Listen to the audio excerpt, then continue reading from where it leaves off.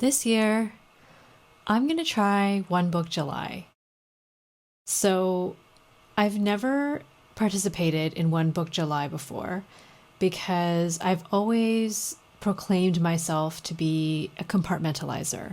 I love being surrounded by all my different books. I love assigning a specific purpose to each of my books, and it brings me a lot of joy to pull out a different book for a different subject and be able to remain on task when I'm using that book for the purpose that I assign to it.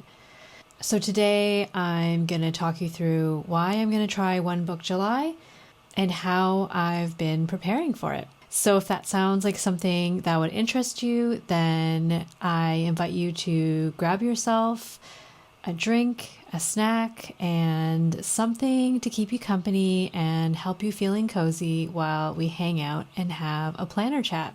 So my drink of choice is a horchata tea with some milk. And my snack of choice today are some orange slices. I realized that just a couple of videos ago, I did a whole video about how my current planner system is working really well, despite being a little bit boring.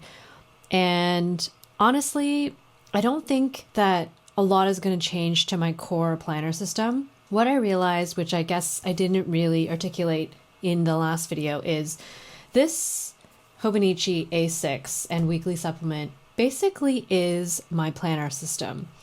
Okay, so I've just opened it up to a page. To give you an example, I basically use the daily pages in here for all of my planning, all my to-do lists, my scratch notes, all of that stuff. And then I use the weekly supplement as a way to visually represent my week and allow me to get a sense of what my week is going to look like work-wise. So really this is, for the most part, all that I need, I feel. And these two books I would consider kind of like supplemental. So this is my meal planner / movie and review kind of book. And it's kind of a hybrid because it's a Weeks mega. And I just wanted to test a few different layouts like these movie reviews.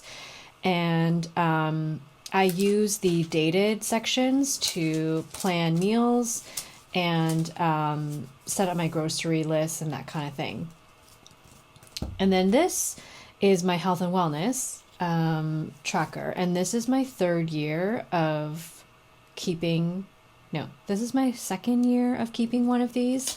I use this to track my habits, my symptoms, what I'm eating, the weather, all of that stuff. And it's honestly working pretty well. And I suspect that this may be a book that I will continue to have in my lineup just because I'm really accustomed to the layout. I really enjoy the weekly spread. And I feel like I found a way to maximize the space, so I don't really feel like I'm wasting any space.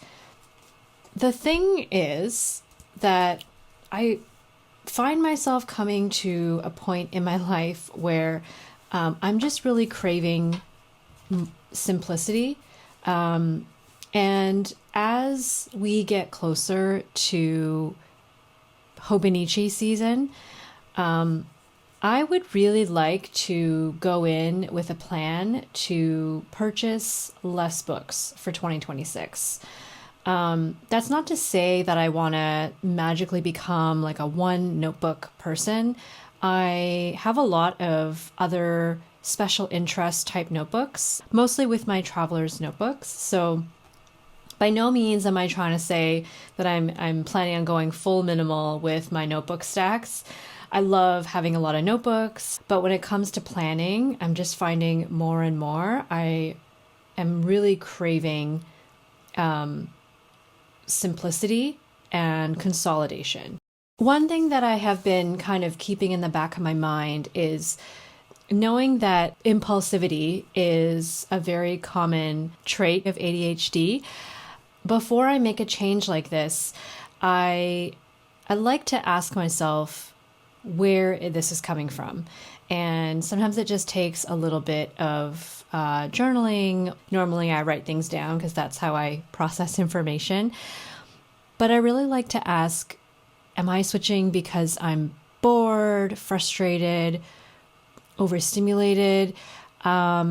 Because it is important to get at, for me, it's important to understand whether I'm thinking about making this change because the tool itself isn't serving me, or if it's emotion that's driving the change. I know for myself, because I've been tracking this kind of stuff, when my schedule tends to get really packed with a lot of things to do, I start to lean on some of my coping mechanisms. So for me, that might be online shopping. I'm going to be totally honest with you. That is one of the ways that I find myself trying to cope when I get really stressed out. And I have worked really hard at trying to manage that. Not to say that I'm perfect at it. I struggle with it still when I get stressed out. So usually when I find myself doing a lot more online shopping or online browsing, then that's usually a clear signal to me that this is very likely, this behavior is a result of something else, and it's probably emotion driven. Same thing when I find myself avoiding friends or, taking a lot longer to respond to people. Typically, one of my coping mechanisms is to, I guess, withdraw or isolate myself when I find myself feeling a lot of stress. And so I have learned to really notice and pay attention to those triggers so that I can really get to the heart of what might be driving that behavior. I will be honest and I will say that I seem to have romanticized the idea of having a one book system. And I've often fought that because I already kind of had a system that worked because it was a system that I was consistent in. And so because I was consistently using all of these things, there was a part of me that felt like, don't change it because it's all working for you. And I've had many, many years of buying planners and not being able to stick with them. And I know the feeling and the disappointment that can come with spending money on something and then not really using it. So for me to be so consistent in these books really felt like I turned over a new leaf and I really found the system that worked for me. However, I also want to recognize the reason why I had separate books in the first place. And I have talked a lot about my meal planner before, so I won't really get into it too much in this video, but essentially meal planning was something that was very dysfunctional for me. It was the source of a lot of stress and arguments between myself and my partner. And I really wanted to make meal planning a lot more engaging and fun for myself. And so I was able to use getting a Hobonichi Weeks and being able to use my fountain pens and stickers and things like that to make meal planning a lot more engaging. Fast forward to 3 years later, and meal planning is very much just another task on the list. So now it's not really something I really want to put a lot of energy into. I wouldn't say that this whole process has magically made meal planning super fun for me. It's more that I just have a system in place that works. As for health and wellness, that is another thing that I really wanted to start taking more seriously. And I have never really been one to track my habits or track my symptoms. Honestly, I used to think it was really boring and I just couldn't keep up with it. And so it would be really demoralizing to set up these really comprehensive trackers and then, not be able to ever finish them. So when I was able to get a system going in here and really tie it to my self-care plan, that had a lot of meaning to me and that really resonated with me, I suddenly found myself basically creating a habit and staying on top of this book as well. However, as time has gone on, I have noticed as I do my flip throughs that there's a lot of sections in here that I'm not really using. So for example, like in this book, in the yearly page, I'm not really using it. I'm not really using the monthlies too much, except for maybe writing down when we go grocery shopping and how much we've spent. And I'm not using this 365 days checkoff sheet, but I am using this one, my 100, for my favorite recipes by season. And then as well in here, I am using the yearly calendar for steps.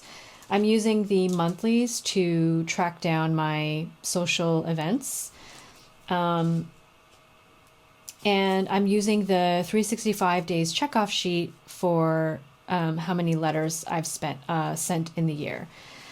And then in here, I think I mentioned in my last review that I am barely using any of these pages. Like I'm not using this 365, and I'm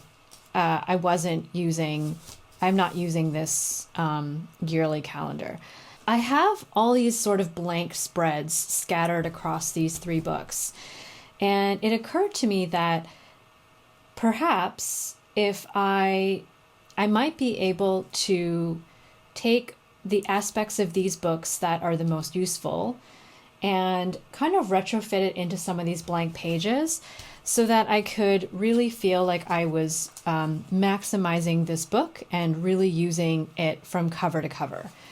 So I think I kind of digressed a little bit about my impulsive switching, like asking myself, just to go back to what I was saying before, is when I think about switching up my planner system, something that I try to be conscious of is asking myself, is it more of an emotion-driven kind of reactive coping mechanism, or is it really driven by a real need, not really so much like emotion? And I think because I have been thinking about this for quite some time, even before Hobonichi season last year, I was seriously thinking about not dedicating one book for my health and wellness and one book for my meal planning. But in the very end, I fell in love with too many covers. I didn't really have a solid plan of how I would, put everything in one book. And I just decided to not make a decision. And I decided that it was easier to just completely replicate what I was doing last year for 2025. So I'm looking at this as an opportunity to give myself one more opportunity to see if this is something that could work for me, so that by the time August rolls around, September rolls around, you start getting all the temptations, you start seeing all of the planner reveals and the covers and all of that, I'll have more information to base my decision on. One other reason that I had mentioned in previous videos that I thought I wanted to address as well is I had always kind of positioned this book as a shared book between myself and my partner.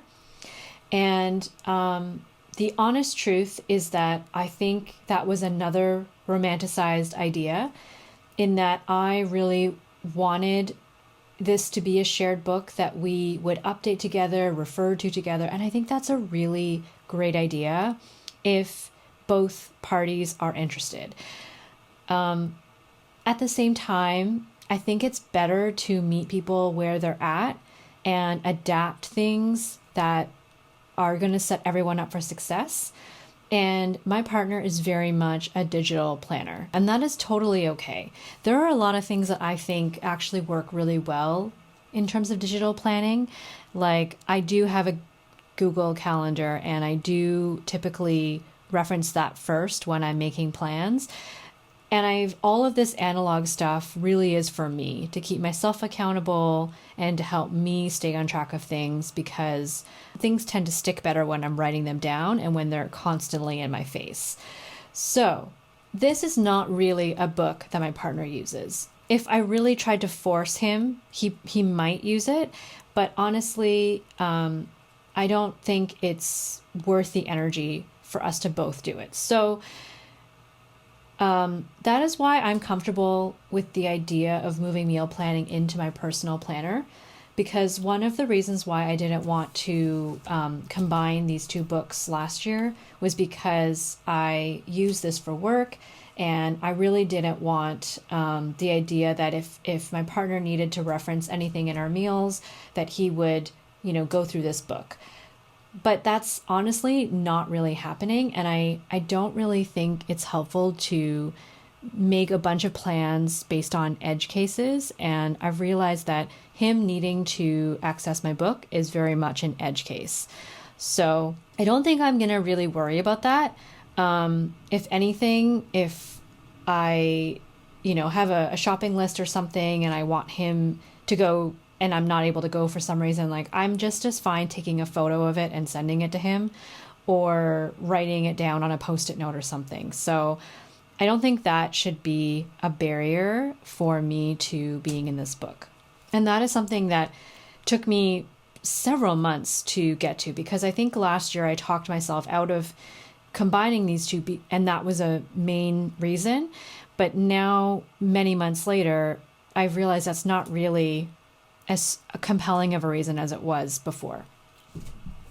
Okay, so I think now I'm just going to show you how I've been kind of prepping my books to sort of test run the idea of moving these things into here. In my weekly supplement, I'm not going to change anything about how I'm using it on the top. But what I am going to do is I am going to try dedicating this bottom section of the weekly supplement for meal planning. So I noticed as I was kind of flipping through this that there was a lot of empty space at the bottom, and it's very rare that I need to make a plan past 8 o'clock, because this is primarily for work anyway. So I don't really want to be making any work related plans past 8 o'clock. If I have dinner plans or something and they extend past 8, that's fine. I can just put it up here. But for the most part, I was finding the space was empty. And in the past, I would try to fill this up with stickers or try to decorate it. But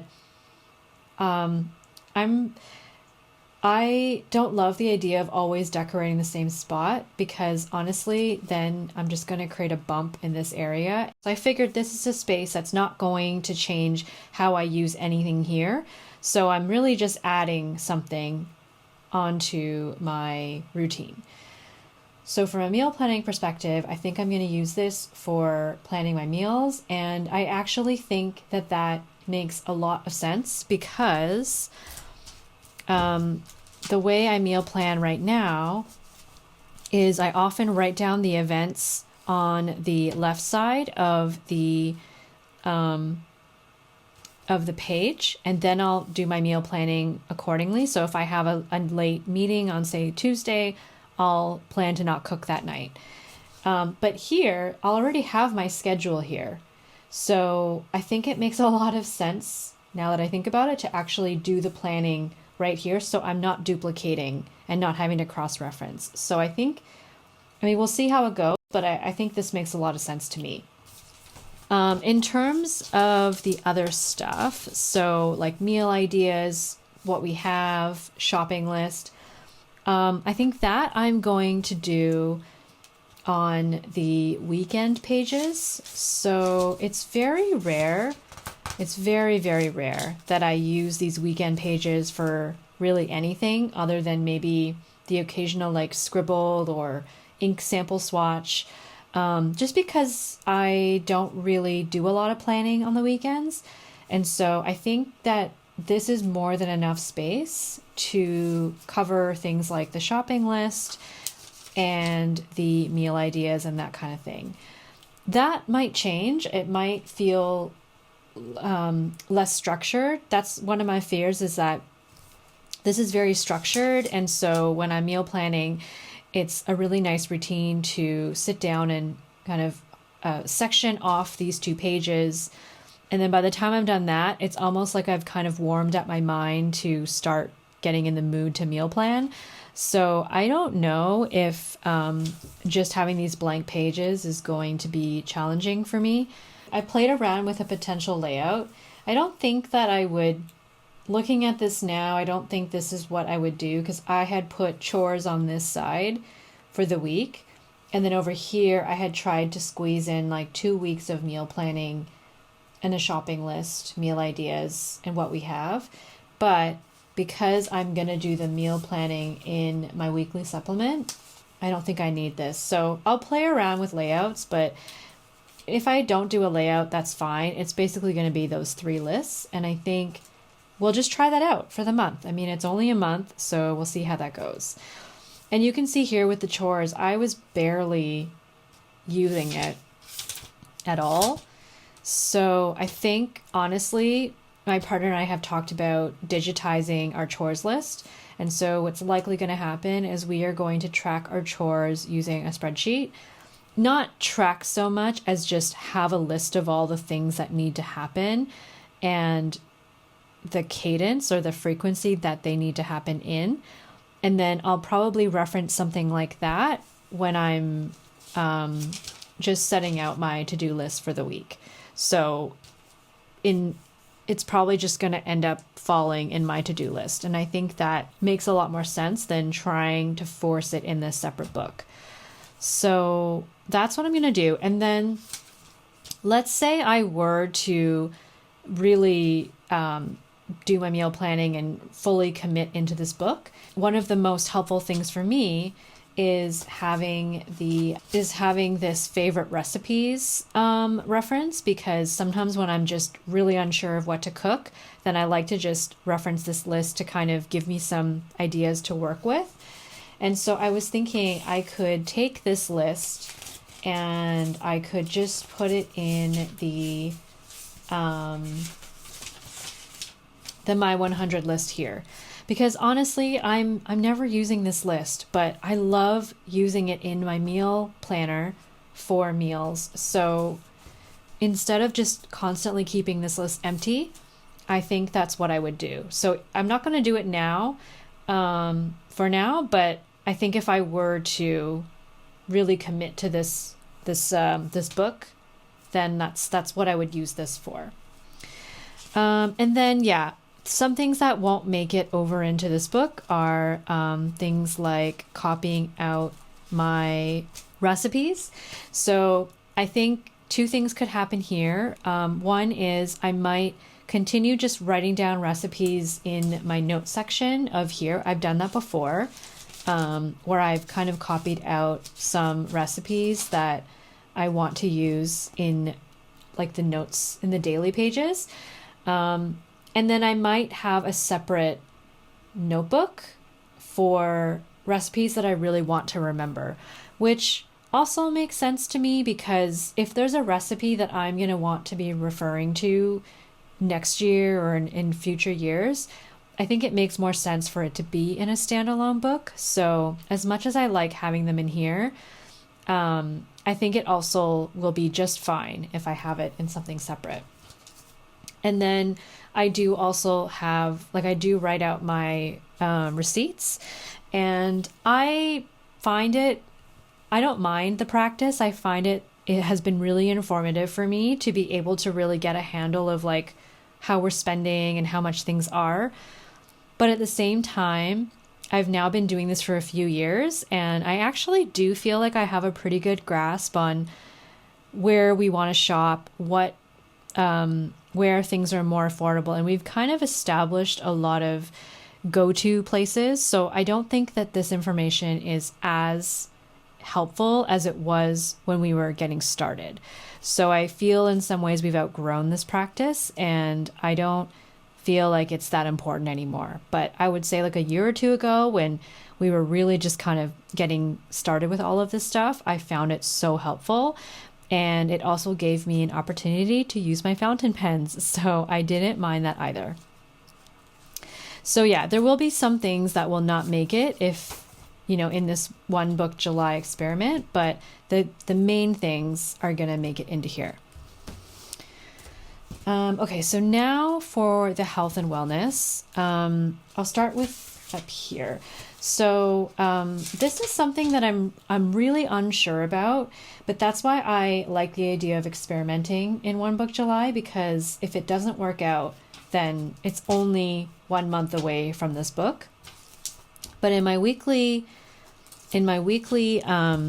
pages, I have a bunch of like habits and other things that I'm tracking throughout the week and my symptoms.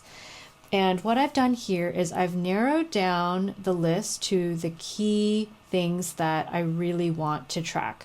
I would love to be able to bring all of this over, but maybe it's not so bad to almost like take another look at your list and see if you really need to continue tracking all of the things that you're tracking.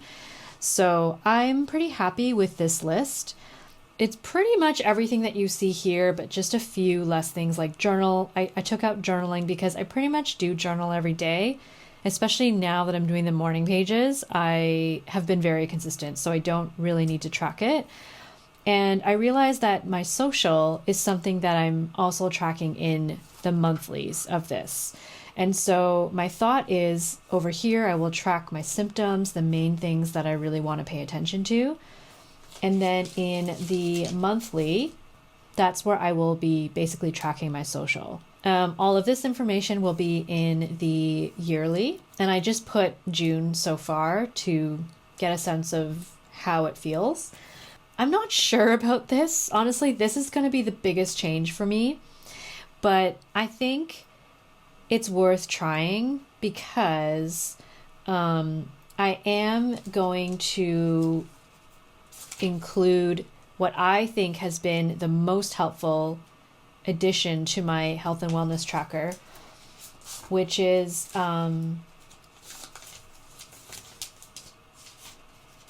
the year at a glance. So something that I started for the first time this year was I created these year at a glance charts, and I really love that they give you this yearly look of like how things are going in terms of whatever symptom you're tracking. So I decided that I wanted to track anxiety, sleep, and skin issues, because these are the 3 areas that I really struggle with and I really want to keep on top of. And so what I find helpful for daily tracking is I don't have to think too hard. I can just ask myself to give myself a rating over here. But I can also, what I usually do every week or at the end of the month is I'll go into my year at a glance and I'll basically transfer that information over to this. And instead of using numbers, I will use symbols.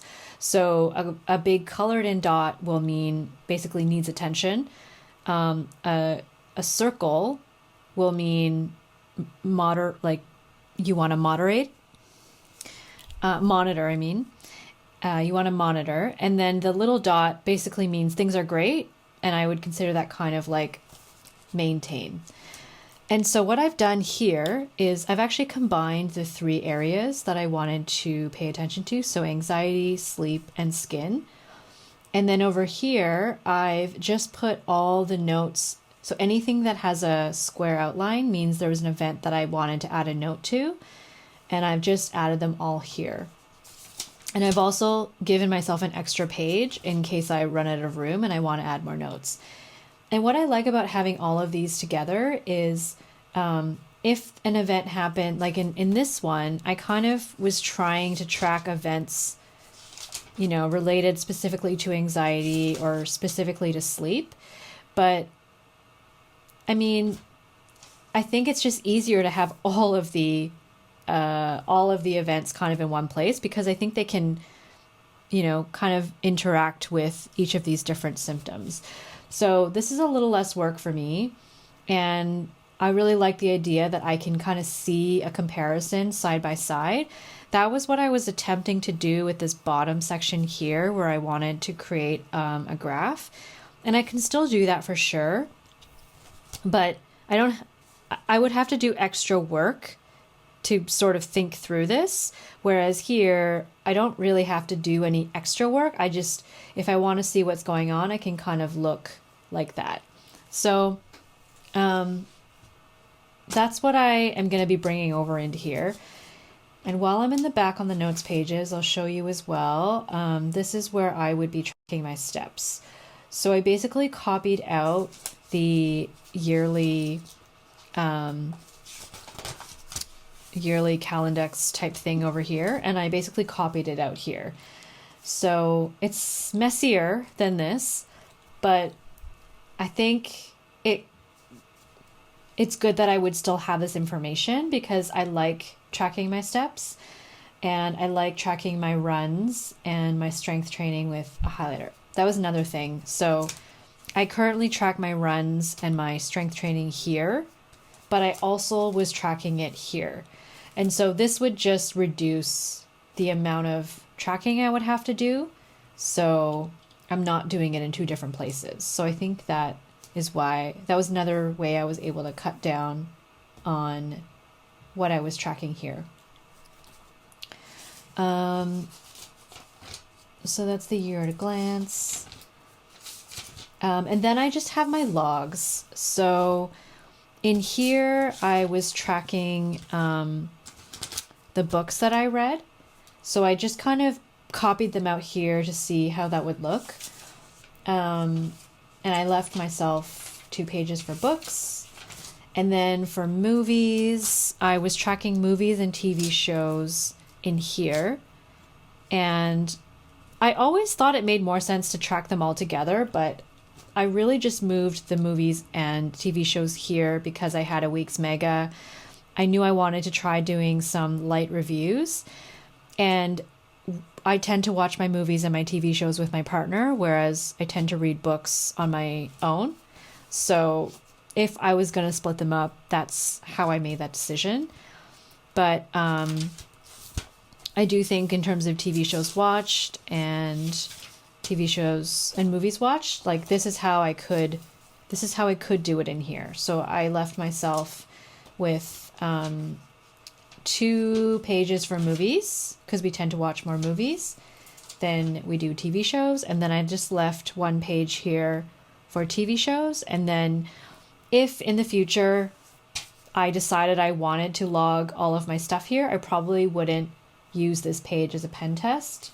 I would probably use maybe this page or another page for my pen test so that I could have more space for my TV log. So I'm actually really happy with how I was able to use up the notes pages in the back of the original because I've never used the notes pages before. I mean, I think there's so much space in here to take notes that I've never had a good use for these. And so I'm glad that I was able to kind of transfer the information that I wanted to over here.